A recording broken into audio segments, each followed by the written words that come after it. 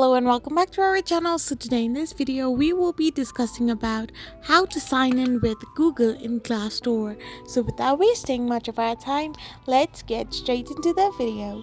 So first and foremost, to sign in with your Google account in Glassdoor, all you need to do is simply tap open the Glassdoor app. So once you have tapped it open, all you need to do is simply tap on continue with Google. After doing this, you need to simply tap on the account you want to continue with, and once you have selected it as well, you will end up in this kind of interface where it will allow you to just recognize yourself by pressing on the that's me button. So once you have confirmed that it's you who is using this account, you can simply hit on keep going and you will get signed in for your Glassdoor account with the help of your selected Google account.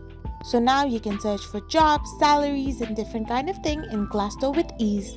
I hope you found this video helpful, so don't forget to hit that subscribe button and do give us a thumbs up.